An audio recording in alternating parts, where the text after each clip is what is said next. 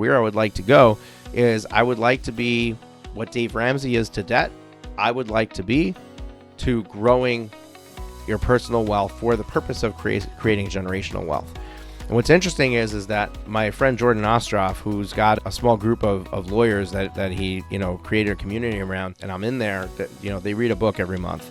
And the book that we're reading this month is Die with Zero by Bill Perkins. And going into that book, I went in with the assumption that it was going to be in contrast or complete opposite of what I'm all about. I'm the generational wealth guy. When I received that gift from my grandfather, it was exactly when I needed it. He didn't give me a ton of money. It was $20,000, $30,000, whatever it was. I don't remember the exact dollar amount, but it allowed me to start my financial journey, and that just expounded on itself. And it also set the stage for me having the desire to want to do the same, and for me wanting to help others and teach others to do the same.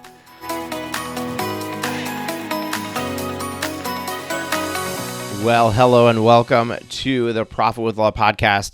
This is a special edition episode. It's just going to be me, Moshe Amsel, your host. End of the year. So I wanted to take some time to reflect on my year, to reflect on the direction of my business, my career, and maybe talk about some things that I see on the horizon. What are the directions that we're going in? Where do we see opportunity to support you? And what does that look like? But I'm reflecting on the year. Now, here's the number one challenge that I have. So I'm on this journey, and I'm at the really beginning part of it. I've been working with law firm owners since 2019, and the business is growing, and we're doing everything that I would think I would be doing at this stage, right? But I have a much bigger vision for myself and what I want to do in the marketplace. So most of you know my story. You can go to our About page and read it. But essentially what really got me motivated to start this business and grow this business is helping people create generational wealth inspired by my grandfather. Came from Nazi Germany, just his father, lost his twin siblings in the war, along with his mother. And he took over his father's diamond merchant business that he had grown after they came over here. And he had some success with it. Got together with 4 cousins, bought an apartment building on the west side of Manhattan. Fast forward many years later, they're selling off the units into co-ops, and he earmarks that money to give all 36 of his grandchildren the down payment on their first home purchase. That is what I'm trying to help people create. And I don't want to just help law firm owners. I love helping law firm owners, but I have a bigger vision than that. I want to help everybody who wants to. Everybody who gets called to that mission, I want to help them to do that. Now, I started with business owners. I started specifically with law firm owners, but let's just expand that to business owners. I started with business owners because they're the most likely to be able to accelerate the amount of cash that they have, right? So if you grow your business and grow it right, when you're doing $2 million, $3 million at a 40% profit margin, you've got $1 million in income, personal income. Take off $400,000 for taxes, you have $600,000 in income. Say you need $300,000 to live off of. You still have $300,000 left, disposable income from your business, cash available to deploy. Now, many business owners continue to deploy that into their own business, right, to grow the business. But you can use that to diversify. You can use that to invest in the market, to buy real estate, to buy another business. A lot of things you can do with that. And I have a vision of, I guess the best way to describe it is, and this is the first I've said this out loud to people that I'm close with, but this is the first time I'm saying this out loud behind a microphone and sharing it with you guys, in my audience, my listeners. But I have a vision of helping people to traverse all of those things, helping people to navigate that wealth building process.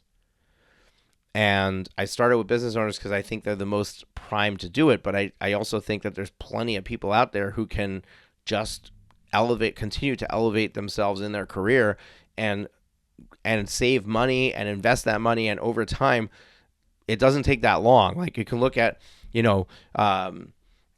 real estate investment, right? Like if you buy a single family home and rent it out as a rental, and you buy it right and it's cash flowing correctly, that property probably pays for itself within 10 years. And if you just continue to do that, buy a property every year, at the end of 10 years, you have 10 properties. At the end of 20 years, they're fully paid for. They're completely cash flowing themselves. You probably have created a full income stream for yourself with that. Now, I'm not advocating that for everybody and not in exactly that way, but there's a path for somebody who is just working a 9-to-5, getting a paycheck, to create generational wealth too. So I see myself, if you think of like Dave Ramsey to debt, right? Like Dave Ramsey is known as the person who helps people get out of debt, right? He's got the debt-free scream that people do.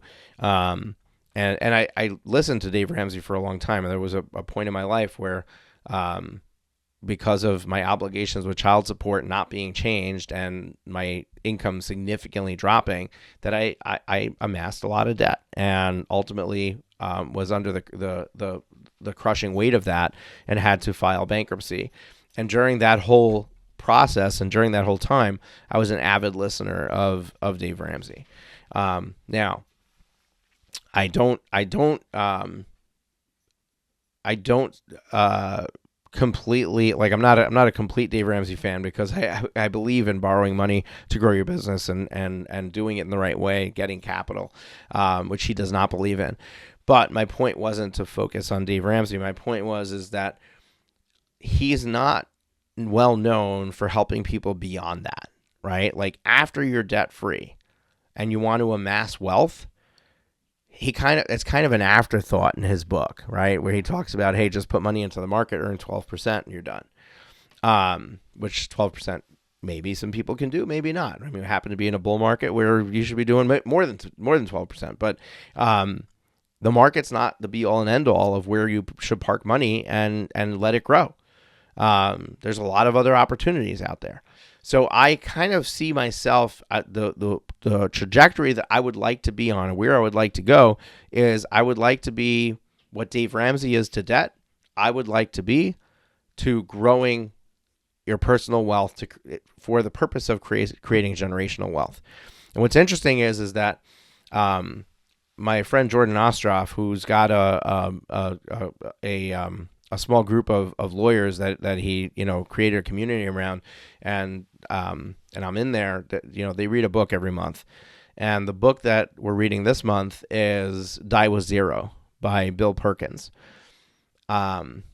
And going into that book, I went in with the assumption that it was going to be in contrast or complete opposite of what I'm all about. I'm the generational wealth guy. I'm all about leaving money to your next generations, and he's about dying with zero. And what's interesting is that that's not really what his book is about. His book is about understanding that there's a value that is transformed or translated, that if not given at the right time carries less value. So for example, if you're going to give your child on your death $100,000, right? By the time you die, you might be 85 years old, 95 years old. Your child might be in their 60s or 70s. They probably don't need your $100,000 at that point. But there's probably a point in time, 20 years earlier, 30 years earlier, when they were buying a house, or their kids were all in after-school programs and they were paying for all the sporting things and they couldn't afford a vacation, or they were living paycheck to paycheck. And at that time, if you had given them $30,000, that would have had more impact than leaving $100,000 on their, when you die.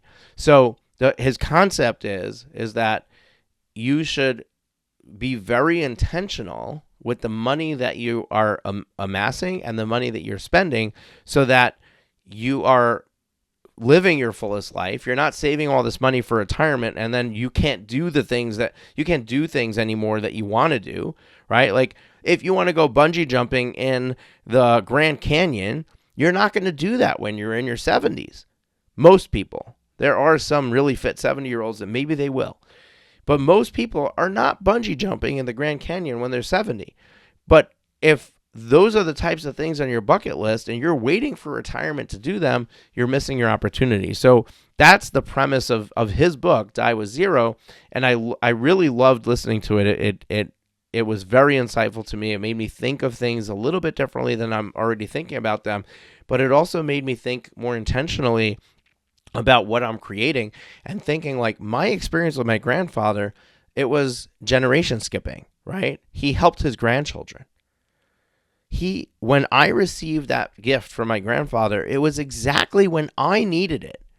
I was buying a house for the first time. I was a really young homeowner. I was 21 when I bought my first house. I was buying a house as a 21-year-old, and there was no way I would have done that without the gift from him. He didn't give me a ton of money. It was $20,000, $30,000, whatever it was. I don't remember the exact dollar amount, but it allowed me to start my financial journey, and that just expounded on itself. I saved for retirement during that time. When I went through my divorce, we sold the house. There was money left from the house that then went into college accounts for my 3 older girls. Then I was able to put them through college. Now they're educated and grown, and they're able to live their life. And so all of these things, they live off of each other. They feed off of each other. So that one gift I got from my grandfather is now the gift that keeps on giving. And it also set the stage for me having the desire to want to do the same, and for me wanting to help others and teach others to do the same. So I don't know when this transition is going to happen. I don't know when is the right time to expand who I serve and who I work with, and when I expand the mission that I have. I have a vision of what that looks like and how that happens, but I don't know when that's going to happen. I don't think it's going to be in 2026, but I feel like I want to include you on my journey. I feel like you should know that this is what I want to do, that this is the direction I want to go. And working with law firm owners, I love it. I love the community that I'm in. And I want to get this community to a level of success that I feel like I've already demonstrated I could do it here. Let's do it somewhere else. Let's expand who we do it with. So most of my business is focused on helping business owners unlock the most potential from their business. It's helping them to keep more of the money and not pay it to the government. That's the tax side. It's helping them unlock a higher profit margin and scale better and faster. That's the coaching and fractional CFO side. But I haven't done a lot of work with clients in taking the money that they're earning and turning that into more wealth, diversifying that. And that's really the next stage or step of my journey. So I'm curious, if you're a listener of the podcast, if you're listening to this, send us an email or send me a message on social. If you're connected with me on LinkedIn, on Facebook, those are the two most active social accounts I have. I have an Instagram account too, but I forget to go in and check the inbox there. But LinkedIn and Facebook Messenger, I'm checking those more frequently. But you can also send an email to info@dreambuilderfinancial.com. info@dreambuilderfinancial.com. My team will link that up in the show notes. Send me an email or a message and let me know. Let me know if you're at the stage where this would be more valuable to you. If you would like to hear more of how to navigate this. Because I can totally add more to the podcast, or maybe start another one, or maybe expand what this one is, change the name. There's a lot that we can do to start having these conversations, these discussions, and start highlighting case studies and ways that you can go about doing it and ways to think about it. But there's so many options out there for how you should diversify. And a lot of it has to do with how much risk you're willing to take and what you like doing, right? Like, some people really like the stock market because you don't have to do anything, right? You put your money in an account, you put it into an S&P 500 fund, and just let it go where it goes. And it will grow over time, and you'll outpace inflation. But there's so much more possible, right? Like, you can put that on rocket fuel if we explore other opportunities. And for some people, they have the risk tolerance. They understand that if this thing that I try doesn't work, I'm going to learn from it, and then I can move on to the next thing and try the next thing, and maybe that will be the thing that works. And at the same time, they recognize that, hey, if I do find the thing that works, maybe I could get a 25, 50, 100% return on my money instead of 10 or 12% per year. I mean, some of you haven't figured this out yet, but that in your law firm, you can invest $100 and you can get $1,000 back, right? And maybe it's not a 10x return on every dollar that you invest, but you can certainly see where that possibility exists, right? And so when you own your own business or when you're doing your own investing and you're not relying on the market, others, there's a much greater potential of return. When you use leverage, there's a much greater potential of return. That's why people love real estate, right? Because you can buy a property for $400,000, but you only need to put up, say, $120,000 of that, right? If it's an investment property. So you can have $120,000 you invest, but in reality, you're investing $400,000, and you're paying a really nice interest rate on that. You're not getting killed on the interest rate on that. And what's really good is that if you're good about it, you can pay that back pretty quickly, right? Like within 5-6 years, that property cash flows, you just pay that mortgage down, pay that debt down. Now you've got that property free and clear. And then you can do it again. So you've used leverage, you've used someone else's money to create to get an asset that appreciates, but also has cash flow because you got tenants in it. You got stuff going on. So, this is not the episode where we start talking about all the opportunities, but we can start to think about what those possibilities are. Now, a lot of law firm owners are they buy an office building and then they rent that office building to the firm, right? And that's a great way to get started in real estate. If that's if that's the place that you're at, if you're running an in-office operation and you've got an office anyway, why pay the rent to somebody else? Pay it to yourself. And there's great SBA programs where you can borrow 50% of that on an SBA loan. You're not going to get a traditional mortgage on a typical office building. They're fairly large, but you can borrow up to 50% of an office building, and as long as you're or maybe I got that wrong. Maybe you just have to occupy more than 50% of it, and you can borrow a lot more than 50%. I forget, but there is an SBA program specifically if your business is going to be occupying that building, that you can get a special financing for that. So, there's a lot of different things to explore, a lot of different things to do, and that's where I'm headed. And that's where my passion is. That's what I'm trying to build and create. And I'm going to start doing that. I'm going to start doing that more. Just don't know what that looks like yet. Looking back on the year, on the personal side, I think I actually focused on my business more than I would have liked, or on work more than I would have liked. I don't think that I'm giving my family 100% of what I should. And I'm going to try to do better in 2026. I've been really, really purposeful in putting my family first, spending, every weekend I'm spending with my family. Like we're unplugged. I say unplugged. My wife's going to say, oh yeah, really? You're on your phone all the time. Yeah, I watch football during football season. I watch baseball during baseball season, and I'm in these fantasy leagues, and yeah, I've got other stuff distracting me on my phone. But I'm with my family the entire weekend. Very, very few and far between exceptions to that.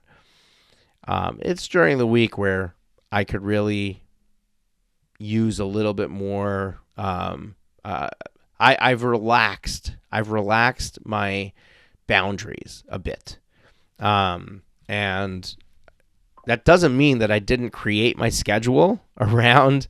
It doesn't mean I didn't create my schedule around my family. I mean, I completely revamped my schedule in September because my kids were changing schools and their schedules are changing. My 2-year-old is going to pre-K to daycare.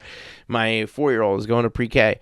So schools are starting, all over the map. So my day doesn't start before 10 o'clock because of that. I got to get them all off to school. And then on at least 2 days a week, maybe 3 days a week, my son ends UPK at 2 o'clock. So pre-K is done at 2. It's got to be picked up. So my last call ends at 2. So there's 2 days a week that my schedule's from 11 to 2. But I've been taking a call at 2:15 and just warning the person I'm going to be talking to, hey, my 4-year-old's around, rather than taking that time and having quality one-on-one time with my 4-year-old. So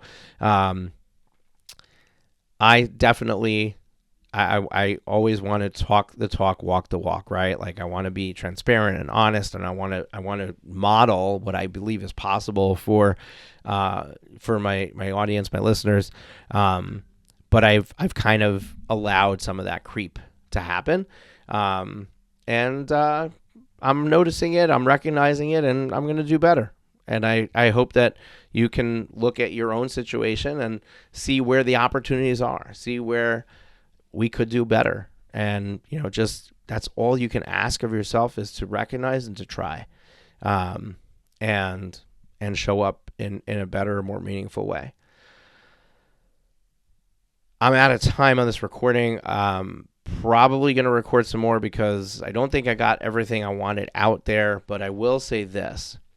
If you want to significantly scale your business this year, if you want to double your personal income, if you want to 10x your revenue, if you want to do anything big like that, you owe it to yourself to be in the room with me in the end of January.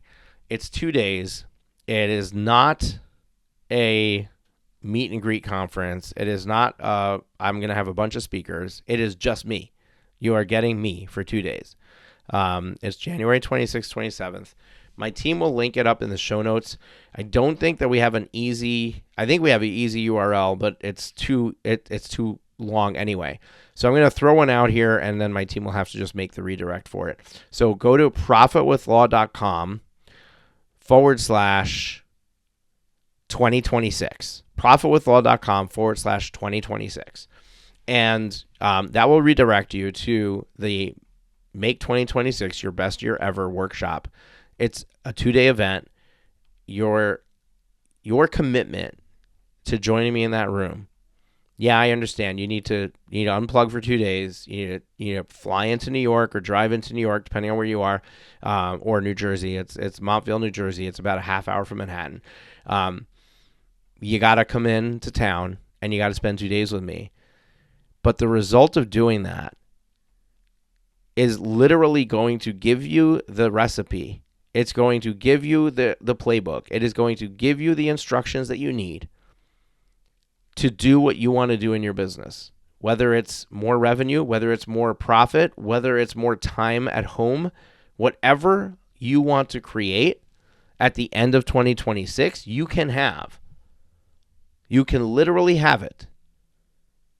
But you got to be in the room with me, because whatever you've done until now, if you haven't achieved that already, is not working. I'll say that again. If you haven't achieved what you want to achieve already, whatever you're doing is not working, because it shouldn't take you more than 12 months to achieve it. So come into that room. If you go to that URL that I shared, there's a ton of information about what's being covered. You've got the sessions in there. You'll see everything that I'm talking about. But the reality is that this is all you need to know. What you need to know is that in the first session, we're going to identify exactly what your vision is for your business. And in the last session, you're going to leave with a plan of exactly how to create that. Everything in between is going to be stuff that you need in order to create that plan. But you will leave knowing exactly what you need to do. So if this sounds like something that is too good to be true, test me. Show up, spend the 2 days, and execute on that plan, and let's check in at the end of the year. If this sounds like exactly what you need, then what are you waiting for? Go to that URL and join me. And again, this was not an episode intended to be a promotion for that workshop, but one of the things, this is the last thing, I'm going to end with this. One of the things that I don't understand, I cannot understand in the legal space specifically, and this happens in every market, but specifically in the legal space, there are so many, probably 80 to 95% of law firm owners who are stuck, who know they need help, who wish that somebody would just come and wave a magic wand and make success happen for them, are not willing to take the first step to change it for themselves. Whether it's booking a phone call, showing up to a workshop, joining a program. I mean, how many people have said no to paying $25,000 to join my Law Firm Growth Elite coaching program when what that's going to create for you is $250,000 of personal income forever? It's crazy. Like it's a big number, and we have financing, we have ways to help you with that number, right? But there's so many people who are unwilling to help themselves. They're unwilling to take the first step, and I don't know if it's because they're worried about what if it works or if they're worried about what if it doesn't. But I want you to think about what if it works. What if coming to this workshop actually allows you to finally step into the version of your firm ownership that you anticipated or wanted when you started it? What if that happens? It would have been well worth it, but you'll never know unless you join me. So join me for the 2 days. I will see you then. Thank you for tuning into Profit with Law, and I'm assuming my team is releasing this around the holiday time, so happy Hanukkah, Merry Christmas, Happy New Year, and let's go make 2026 your best year ever. Go to profitwithlaw.com/2026 and join me for a 2-day workshop, and let's completely change your life. All right, see you there.